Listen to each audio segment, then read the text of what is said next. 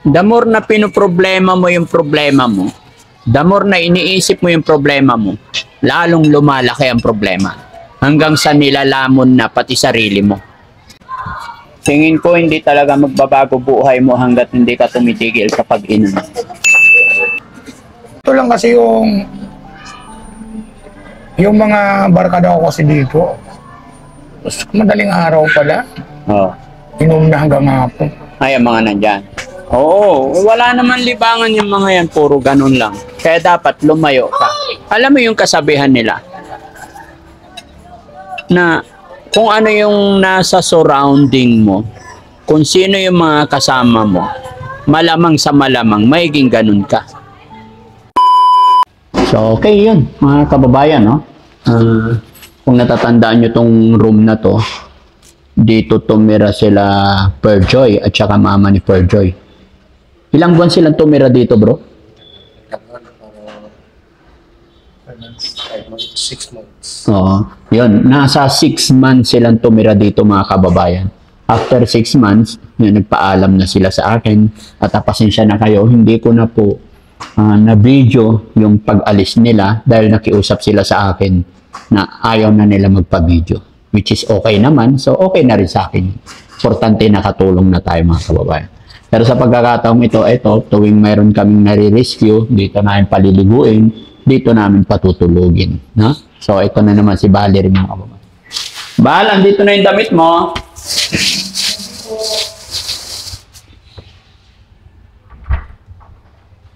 Pili ka na lang. Ito yung short. Sana kasya. Ay, malaki. Pajama. Ay, okay na po ito. Oo. Emergency lang yan. So mga kababayan, samahan nyo ako. Bigyan nyo ako ng idea, mga kababayan. I-comment nyo po dyan kung ano magandang gawin ni Daddy Frankie. Pero sa akin, hindi ko na po muna siya pakakawalan hanggat hindi ko siya may stable. Abangan nyo na lang, mga kababayan. Ayaw ko magsalita kasi syempre hanggat hindi kami nagkakausap ng maayos, hindi ko rin alam kung anong gagawin ko. Kung may naisip man ako, hindi ko pa pwedeng sabihin hanggat hindi kami nagkakaayos. Pero ang ma-assure ko sa inyo, mga kababayan, hindi ko na po siya pakakawalan o pababalikin doon sa sinasabi na naging pamilya niya na 7 months niyang nakasama. So, naintindihan ko rin. Kasi akala ko okay na siya nung una, kaya ako siya pinakawalan. Ang sabi niya kasi sa akin, magpapaalam lang siya. At dahil naging pamilya niya yon in 7 months time, kaya binigyan niya ng tag 200. Ang problema, nawala yung pera niya lahat, pati yung cellphone na binigay natin. Kaya, sige, bigyan pa rin natin ng chance, mga kababayan, no? So, pakakainin na lang muna natin. Kain muna tayo. Ay, sexy naman ang damit. Ito isa. Ha? Sige, dyan na lang muna yung damit. Marumi lahat yan, karga mo lahat. Yung malinis lang hiwalay mo, papalaundry natin. Okay? Sige. Lahat ng gusto mong ipalaundry, lagay mo dyan. Lagay sa bag. Ay, ito. Sige. Kasi mas marami, alam ko mas maraming madumi. Binigay ko ka. Ano yan? Baktido. Baktido. Kasi may ano doon ka. Yung Santo Niño. Oo. Kahapon. Oo. Para gusto mo ni...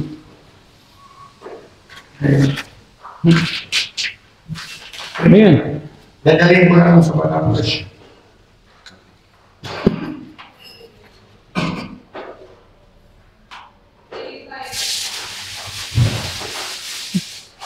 Yan. Yung hindi papalaundry, lagay mo sa plastic. Tapos yung papalaundry natin, lagay mo sa bag.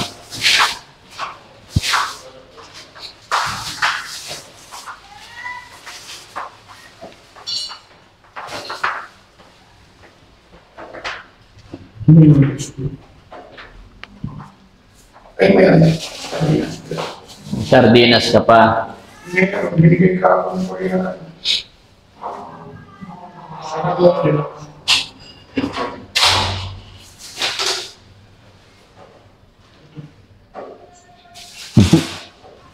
Ito na yung mas pagawa ng papel. Nakalakal ko yan. Nakalakal mo. Ano mo nang ito dito sa akin kanina. Ano yan? Diyan yan. Para saan? Para susunod natin. Okay. Yes. Good. Bawas siya naman ang laman ng jacket. Ayan. So, yan ay papalaundry natin. Okay? Tara. Daan muna tayo sa laundry, mga kababayan. Palaundry ko lang tong gamit niya na marumi. Ayun, ayaw may palaundry. Ay, bagong bili. Okay. Sige. Sama to, iwan. Ha? Iwan mo lang to. Sa tabi. Ito natin. Babalik din naman tayo rito. Message pala. Oo. Hindi. Hindi siya nag-message. Sa Sa comment? Oh, nanonood siya sa upload ko. So, sabi niya, Daddy Frankie, hinihintay ko na sana makarating dito sa amin si Dada. Bakit Dada pangalan mo? Yun yung tawagan natin sa ano? Yung Dada means Daddy. Oh. Okay. Mabait yun.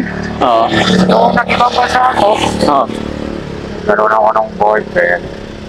Doon ako umuwi sa kanila. Minsan ako umuwi doon sa totoo kong pamilya. Palagi doon ako dalapag ko tuwing Friday. Dati yun. Oo. Paano na yun? Tapos sa hotel kami nakatira ng dati sa Angeles. Kami doon ang luhalo. Oo, yun na lang. Sa mga fruit shake. Oo. Ay, bakit ikaw umalis kasi doon? Natawag ako ng amo ko dito si Maribit Yamba dito sa Choroca. Oo. Well, anyway, yung di ko niya si Dada Chi. Dada Chi. Yung kapatid ng Kaya, si Dikit ko pala to sa'yo. District manager ng Andox. Doon ako nagtatrabaho ng Oo. Okay. Tapos umalis ako doon. Napabarkada na naamid ko na naman yung barkada na akala ko mga totoo. Oo. Kaya kailangan talaga pipiliin mo yung kaibigan. Huh? Nanonood po ako sa inyo. Tinutulungan niyo po yung mga tao. Ay, baby! Sige. Ano sasakyan? Oh, punta ka na doon ba masagasaan ka?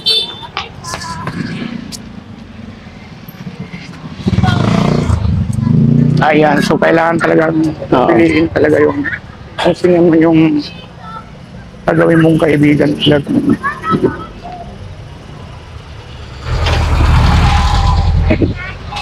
Pipiliin mo talaga yung kaibigan mo, ha? Akala ko kasi mababait sila sa ano? Oo. Mababait sila sa mukha. Oo. Tapos yung naman pala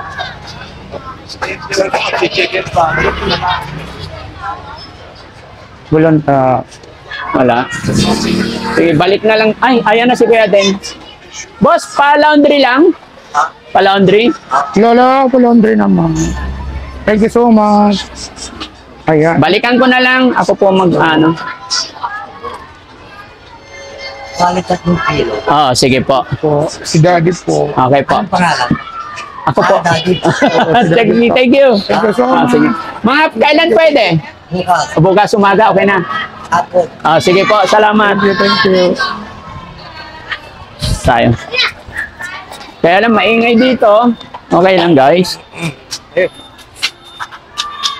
Upo muna tayo rito. Hanggang saya pala dito. Upo ka muna. Makikiupo tayo rito. Upo ka dyan. Dito ka. Ayan.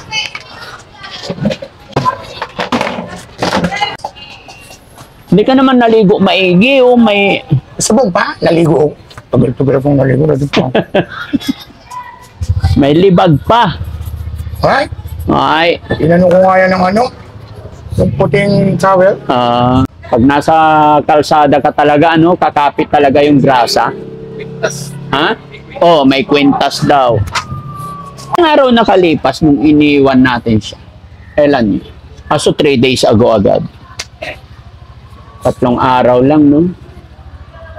Pag nasa, 4. 3 or 4. Sige, pakainin muna. Kukuha ako pagkain, no? Yan ka lang. Kuha ako pagkain. Kain ka muna. Hindi kayo kakain dali, bro. Tapos na kami.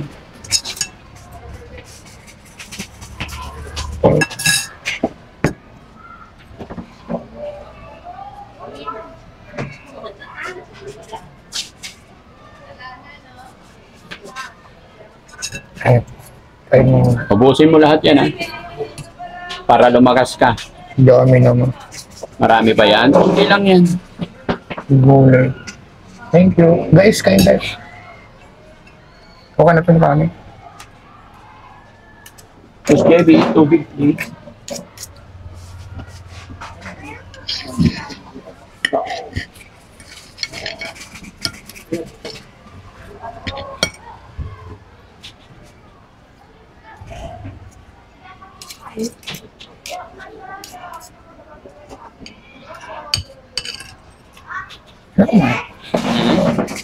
Sige lang, kain ka lang.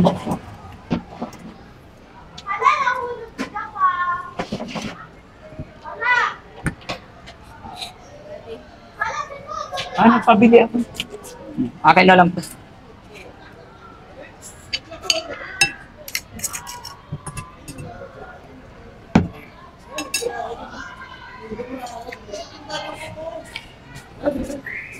Makain ka rin ng toyo?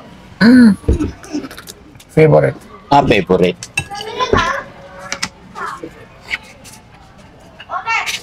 Sa pagiging cook at chef ko, tuyo talaga ang favorite. Pilipino ka talaga. Parang hindi kumpleto yung pagka-Pinoy natin pag hindi tayo marunong kumain ng tuyo. Ang tuyo ko. Tama yun. Sige, kain ka lang.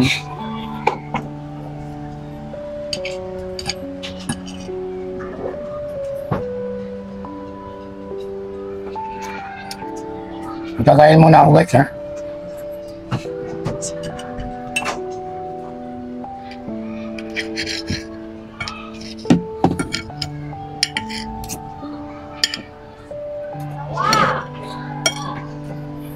Nangihinaya na ako. Ako nakuha ka. Buti na lang natagpo niyo ako ulit. Kami natin ng Batangas.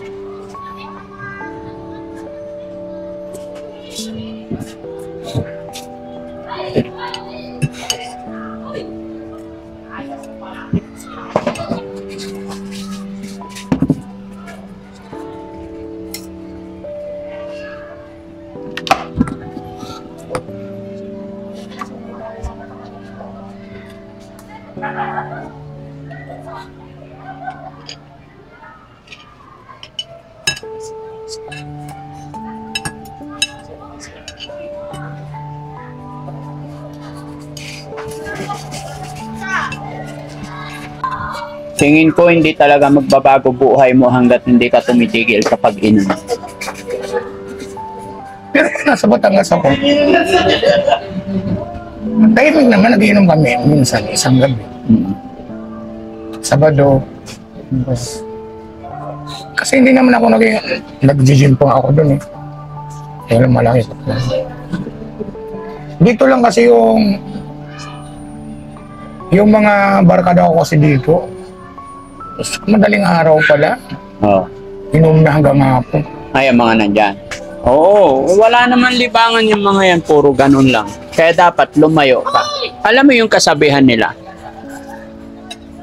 Na kung ano yung nasa surrounding mo, kung sino yung mga kasama mo, malamang sa malamang, maiging ganun ka. Lalo na si Jomar. Yung may balba.